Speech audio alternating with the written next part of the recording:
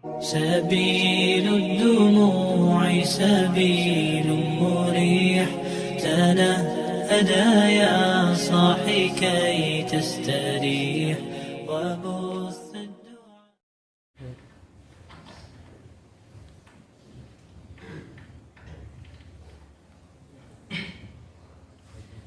Assalamualaikum warahmatullahi wabarakatuh.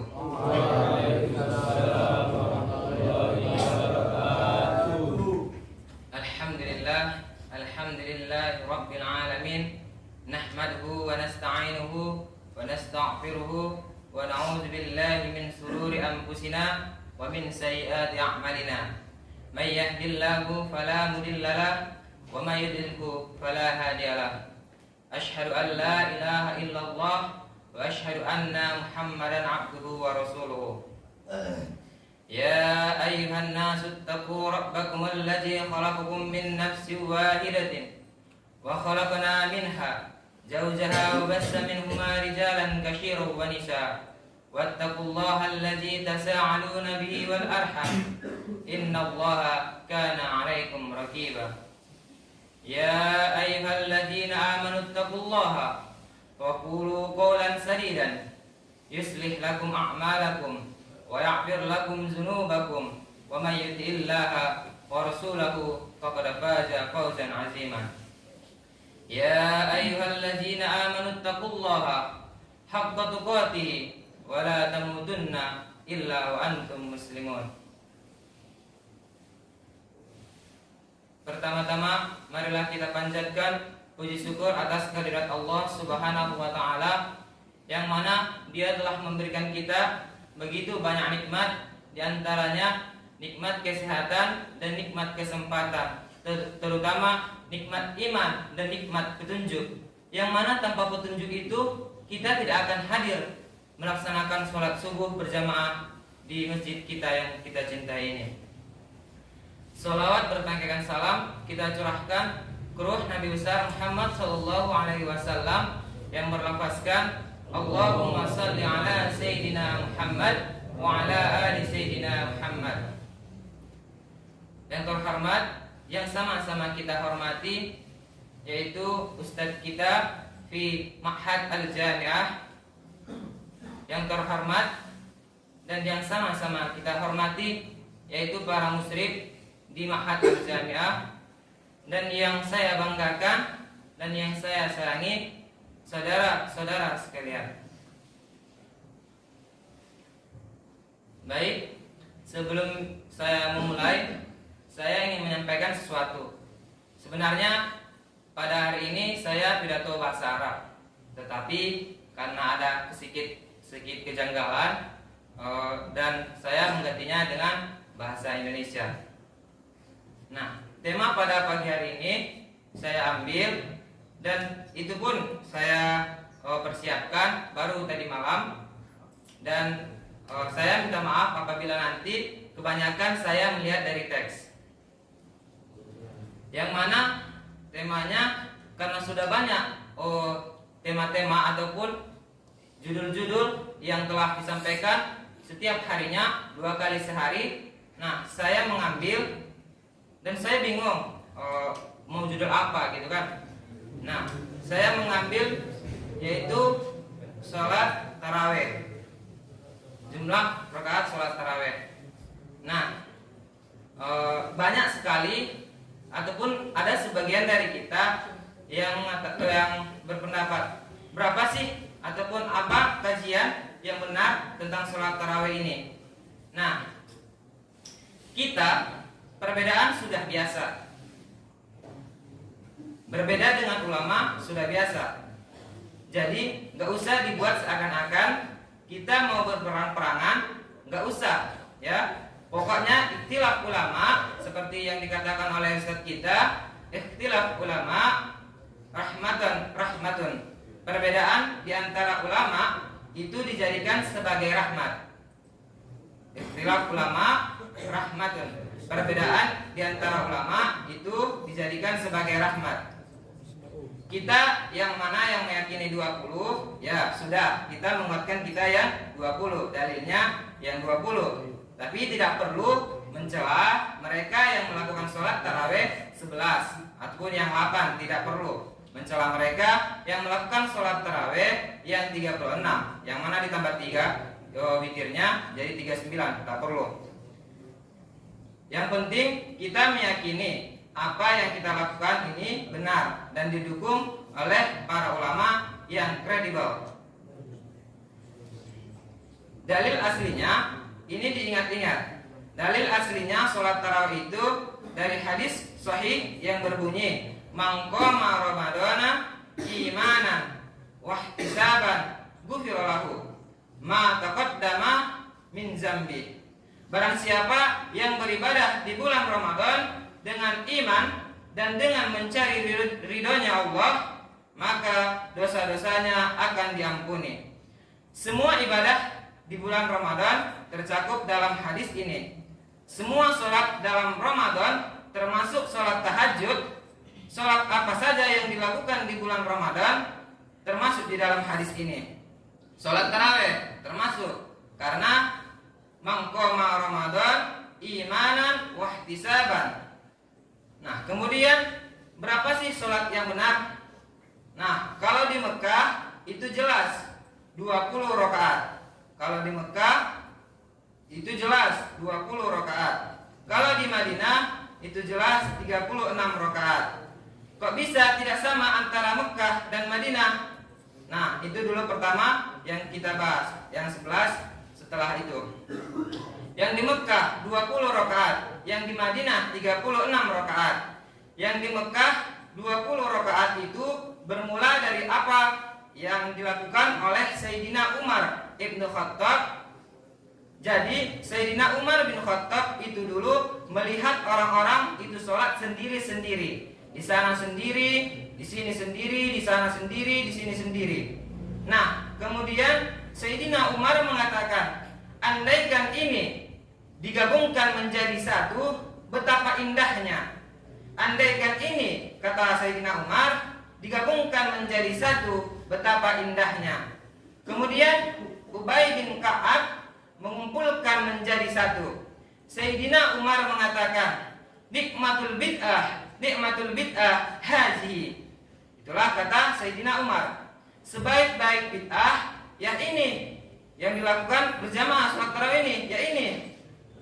Apa? Melakukan sholat tarawih berjamaah 20 rakaat. Berarti yang mentradisikan sholat tarawih 20 rakaat siapa? Sayyidina Umar bin Khattab. Sebelumnya gak ada. Sebelumnya gak ada ya. Sholat tarawih 20 rakaat, yang mentradisikan sholat tarawih 20 rakaat pertama kali adalah Sayyidina Umar bin Khattab. Terus apa benar? Apa tidak? Makanya Yazid bin Husaifah dikatakan, kanan nasu fi zamani Umar yakumuna fi Ramadan bisalasin wa isrina ra'atan. Dalam kitab hadis Muwatta, yang mana yang alumni pesantren pasti tahu kitab hadis Muwatta. Nah, bahwasanya para manusia, para sahabat itu melakukan sholat tarawih di bulan Ramadan itu sebanyak 23 rakaat di zamannya siapa? Di zamannya Sayyidina Umar. Kemudian dari apa yang disampaikan Sayyidina Umar ini didukung dan dikuatkan, yang mana wa aksaru ahli ilmu, dan mayoritas ahli ilmu mengatakan ala maruya an Umar wa Ali wa ghairihima min ashabi Nabi Muhammad sallallahu alaihi wasallam isrina ra'atan. Rata-rata ahli ilmu mengikuti apa yang telah dilakukan oleh Sayyidina Umar, yaitu berapa rakaat? Yaitu berapa rakaat? 20 rakaat. Pendapatnya siapa? Bahwa qaulus Sauri, pendapatnya Imam Sauri yang namanya aslinya Sufyan As-Sauri maksudnya, dan juga didukung oleh Ibnul Mubarak, dan juga mazhab kita Imam Syafi'i. Pakainya berapa? 20 rakaat. Kata Imam Syafi'i. Wa qala Imam Syafi'i wa hakaza aqra'tu bi baladina fi Makkah yusalluna isrina ra'atan. Kata Imam Syafi'i, saya menemukan dari dulu sampai sekarang orang sholat tarawih di Mekah itu 20 rakaat, tidak lebih dan tidak kurang. Maka pendapat inilah yang diikuti dan dikuatkan oleh Imam Syafi'i dan beberapa imam-imam lainnya. 20 rakaat ditambah 3 menjadi 23. Terus bagaimana ini? Bagaimana dan mengikuti Sayyidina bagaimana ini? Kan mengikuti Sayyidina Umar bin Khattab. Sementara pada saat itu Rasulullah tidak melakukan pakai hadisnya. Nah, ternyata kita disuruh mengikuti kita disuruh oleh Rasulullah mengikuti Abu Bakar, Umar, Utsman dan Ali, terutama Abu Bakar dan Umar. Hadisnya sangat jelas. Rasulullah SAW pernah bersabda dari riwayat Imam Hudzaifah, dikatakan di sana, "Iqtadu billadaini min ba'di." Kalau saya sudah meninggal, kata Rasulullah, kalau saya sudah meninggal, ikutilah 2 orang. Siapa itu? Yaitu Abu Bakar dan Sayyidina Umar. Hadisnya sangat jelas dari riwayat Imam Hudzaifah, yang mana dikatakan iqtadu billadaini min ba'di. Kalau saya sudah meninggal, ikuti 2 orang, kata Rasulullah. Siapa 2 orang itu? Yaitu Abu Bakar dan Sayyidina Umar. Nah, jadi yang beranggapan 20 itu sudah benar dan dikuatkan oleh Imam Sufyan Asy-Syauri, Ibnul Mubarak, bahkan Imam mazhab kita Imam Syafi'i juga meyakini 20 rakaat. Nah, dan dikatakan oleh sahabat Abi Dzar Al-Ghifari dalam hadisnya, kalau kita mau mengikuti Sayyidina Umar, kehebatannya Sayyidina Umar, innallaha wa diyal haqqa ala lisani Umar yaqulu bi, bahwasanya Allah Subhanahu wa taala meletakkan kebenaran pada lisannya Sayyidina Umar. Apa yang diinstruksikan oleh Sayyidina Umar itu benar, kata Rasulullah SAW. Maka sesuatu yang ditradisikan Sayyidina Umar yang berupa sholat tarawih 20 rakaat pantas, dan para ulama-ulama kita banyak yang mengikuti, karena memang Kanjeng Nabi Muhammad SAW sangat menyuruh kita untuk mengikuti Sayyidina Umar bin Khattab. Makanya di Mekah sholat tarawihnya 20 rakaat. Kemudian kok di Madinah tidak 20 rakaat, kok malah 36 rakaat. Kemudian ditambah 3 menjadi 33 witir menjadi 39 rakaat. Kenapa? Para ulama memberikan alasan kalau di Mekah itu sholat tarawihnya begini. Sholat tarawih 4 rakaat, istirahat sebentar, tawaf. Kalau di Mekah sholat tarawihnya 4 rakaat, istirahat sebentar, baru orang-orang tawaf. Tawaf kan ibadah enggak tawaf, ibadah seperti sholat. Sunnah seperti sunnah masuk ke masjid, itu yang disunnahkan masuk pertama kali sholat tahiyatul masjid. Kecuali di Mekah masuk masjid pertama kali bukan tahiyatul masjid, tapi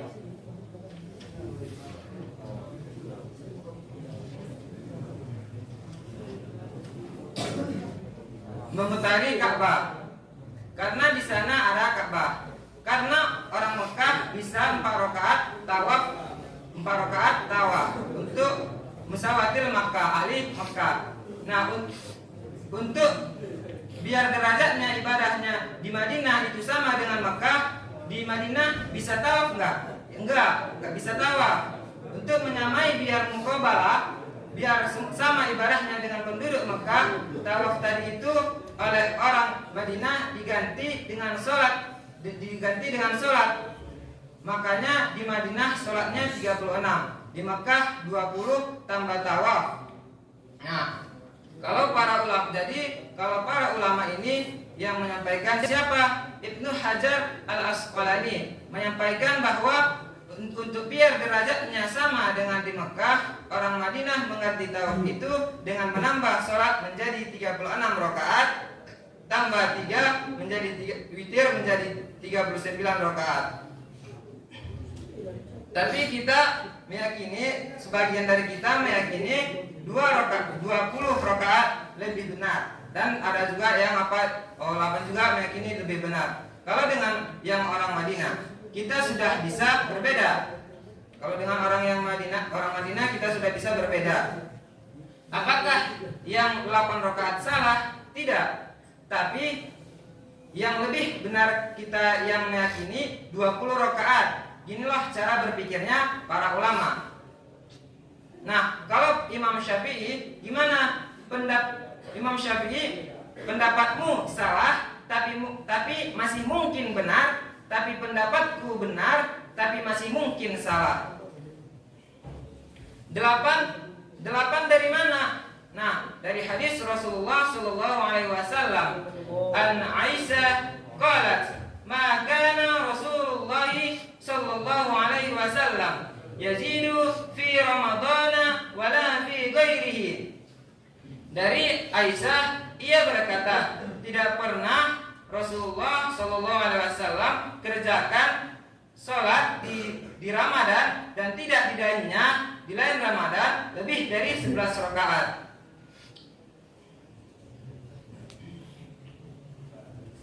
Nah, dari Rasulullah itu tidak melakukan sholat baik di Ramadan maupun selain Ramadan lebih dari 11 rakaat. Inilah yang dibuat sebagai pondasi, sebagai pijakan, sebagai sandaran, sebagai pegangan, sebagai tiangnya oleh orang-orang yang mengambil hadis dari ini hadis.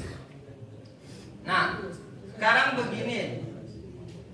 Sebelum ini Kanjeng Nabi Muhammad Shallallahu Alaihi Wasallam, bagaimana Kanjeng Nabi itu Ramadan pertama sholat sahabat, gak ada yang tahu. Ramadan pertama Nabi sholat, sahabat gak ada yang tahu, karena Kanjeng Nabi tidak ngasih instruksi. Ada yang sudah pergi. Kanjeng Nabi sholat dengan beberapa orang. Malam kedua, malam pertama sholat sebagian. Kanjeng Nabi tidak memberikan tidak ada instruksi dari Rasulullah. Nah, besok siangnya para sahabat ramai. Tadi malam Rasulullah sholat. Akhirnya Rasulullah berarti malam ini sholat. Kabarnya itu menyebar ke sana dan menyebar kemana-mana. Akhirnya sahabat dengar, oh kalau gitu nanti malam Rasulullah sholat. Akhirnya masjid pun full. Karena tadi malam nggak full karena nggak ada instruksi. Ada yang sholat sendiri, ada yang sholat sendiri. Sebagian dan pada malam ketiga dan keempat, para sahabat menunggu di masjid. Banyak sekali para sahabat menunggu di masjid, tapi Rasulullah Shallallahu Alaihi Wasallam tidak keluar. Rasulullah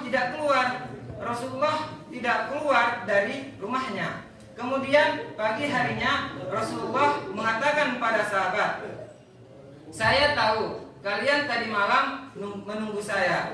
Saya tahu, tapi saya khawatir kalau setiap malam kita sholat seperti ini akan diwajibkan kita sholat setiap malam di bulan Ramadan. Kan nggak kuat.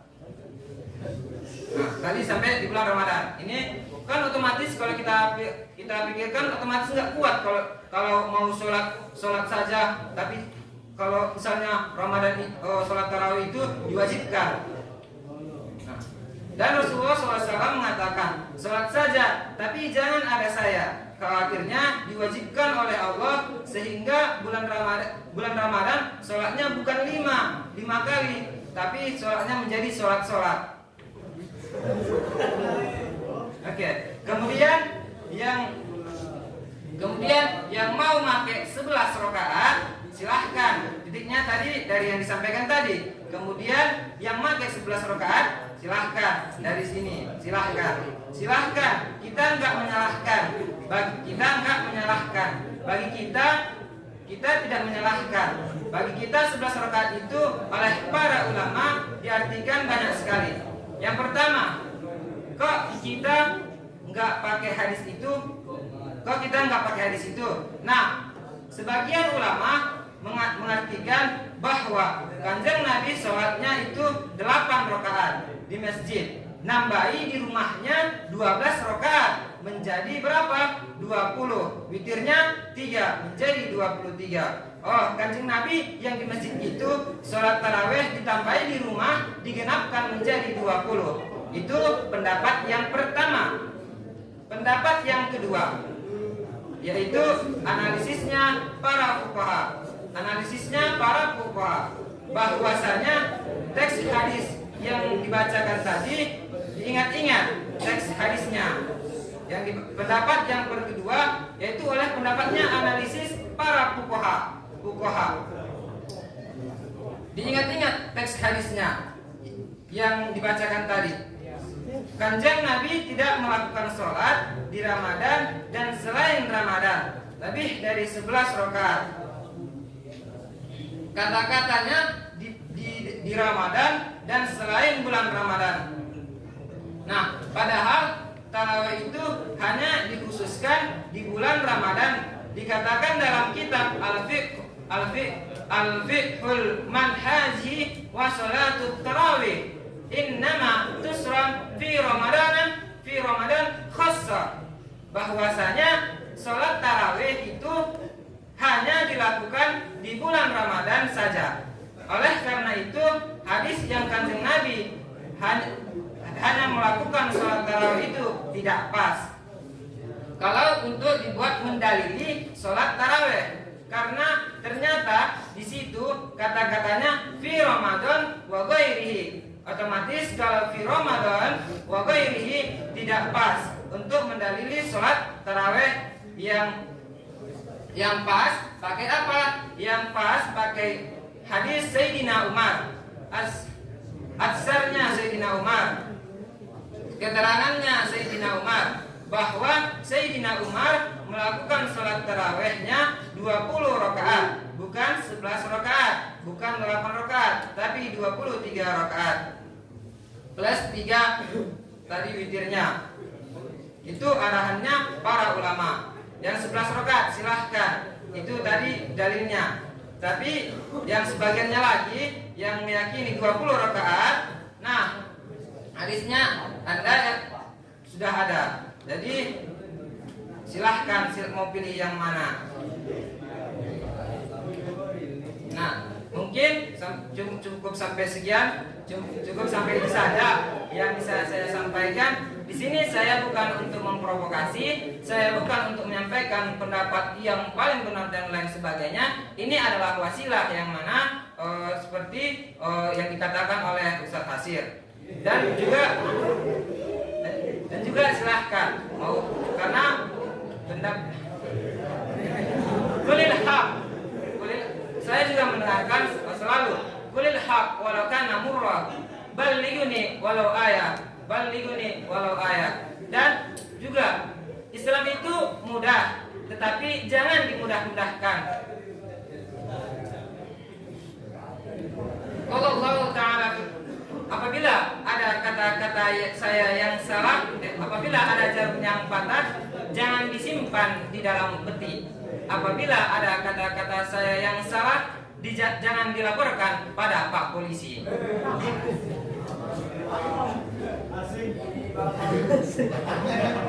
Tiada gading yang tak retak, tiada manusia yang tak bersalah. Kesalahan saya mohon dimaafkan. Wallahu muwaffiq ila aqwamit thoriq fastabiqul khairat. Wassalamu alaikum warahmatullahi wabarakatuh. Terima kasih sudah menonton video ini. Jangan lupa like, subscribe, dan share video ini. Semoga menjadi amal jariah untuk Anda. Terima kasih.